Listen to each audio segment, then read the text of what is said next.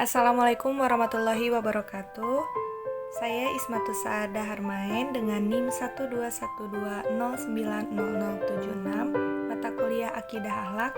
Di sini saya akan memaparkan sedikit tentang pokok bahasan mata kuliah Akidah Akhlak yang berjudul Anak dan Fitrahnya. Capaian pembelajarannya yaitu mahasiswa mampu menjelaskan tentang anak dan kedudukannya dalam Islam. Pokok bahasannya tentang fitrah anak, hak anak dalam Islam, kewajiban anak dalam Islam, dan anak dalam Islam atau Al-Quran.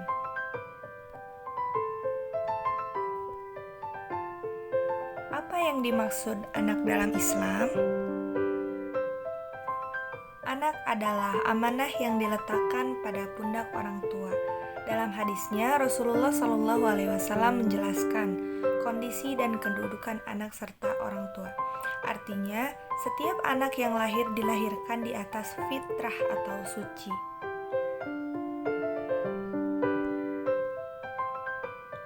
Apa yang dimaksud fitrah? Fitrah adalah keadaan asli, suci, dan bawaan manusia sejak lahir. Fitrah juga berasal dari bahasa Arab yang berarti membuka atau menguak. Fitrah adalah kodrat atau naluri dasar yang dimiliki oleh setiap manusia sebagai makhluk ciptaan Allah Subhanahu wa Ta'ala.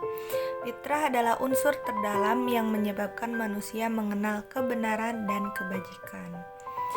Fitrah berhubungan dengan potensi yang dimiliki manusia untuk mengenal dan mencari Allah, serta untuk menerima agama dan berbuat baik.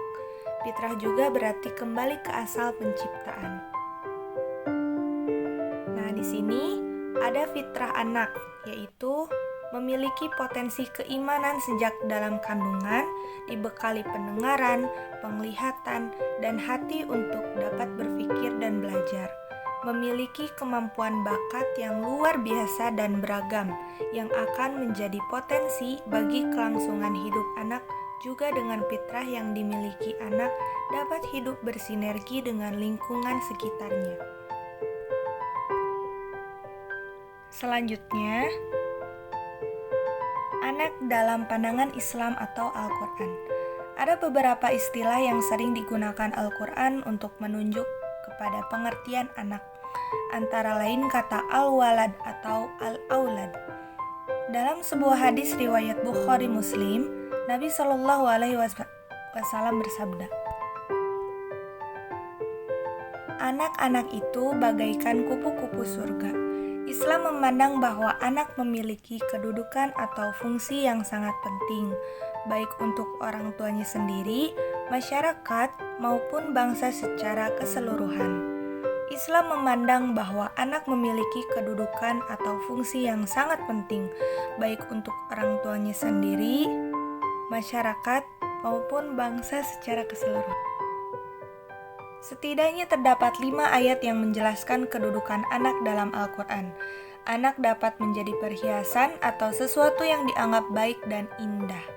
Sebagaimana dalam Quran surat Al-Kahfi, anak adalah perhiasan dunia, begitu juga harta, keduanya disebut perhiasan dunia bukan perhiasan akhirat. Next. Nabi SAW bersabda, "Anak-anak itu bagaikan kupu-kupu surga." Selain Islam memandang bahwa anak memiliki kedudukan atau fungsi yang sangat penting, Islam juga sebagai amal orang tua yang pahalanya tidak putus-putus dan tetap akan mengalir walaupun orang tuanya telah meninggal dunia.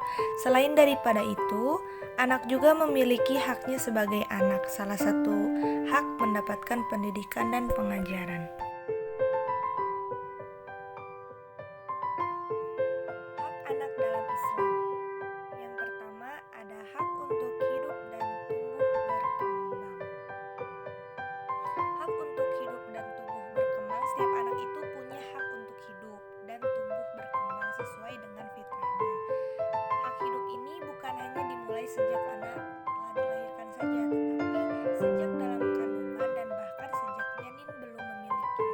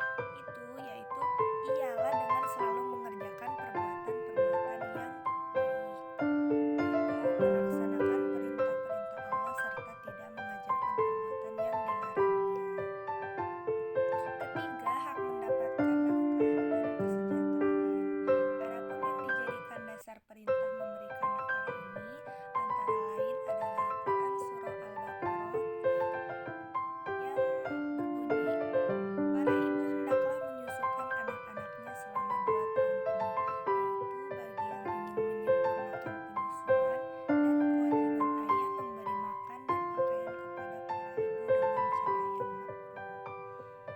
Keempat, hak mendapatkan pendidikan dan pengajaran.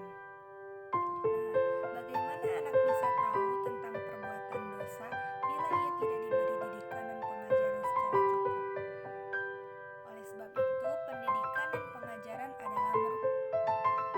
adalah wasilah yang tidak boleh tidak harus diperoleh oleh setiap anak. Maka, pendidikan dan pengajaran merupakan penghormatan atas hak-hak anak, karena memang pada hakikatnya pendidikan adalah kewajiban orang tuanya.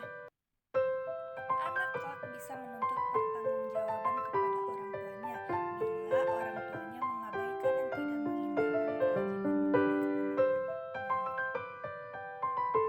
Lanjut, hak mendapatkan keadilan dan persamaan derajat. Setiap anak mempunyai hak untuk diperlakukan secara adil. Orang tua tidak dibenarkan lebih mengutamakan anak laki-laki daripada anak perempuan, atau anak pertama, anak kedua, anak ketiga, dan seterusnya. Lanjut, hak mendapatkan cinta kasih. Sudah menjadi fitrahnya bila setiap orang tua mencintai anak-anaknya.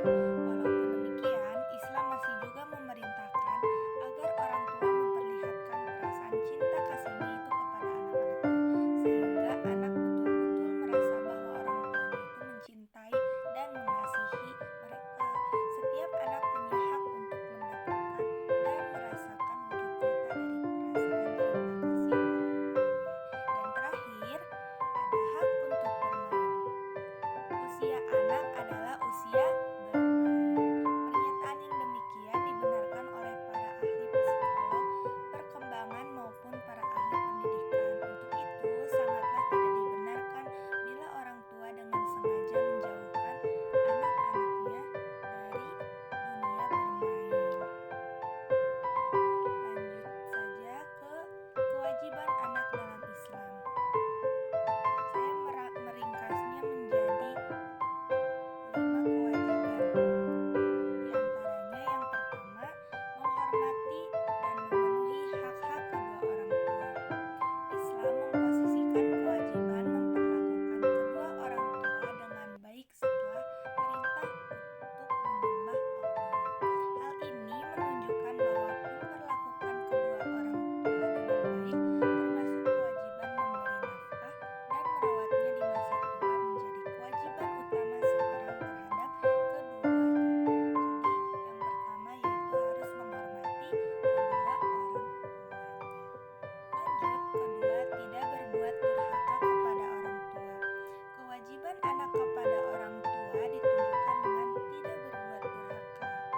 Para ahli tafsir menerangkan kandungan surah Al-Isra sebagaimana disebutkan di atas bahwasanya kata ah saja kepada orang tua merupakan bentuk ucapan durhaka dan Allah sangat melarangnya.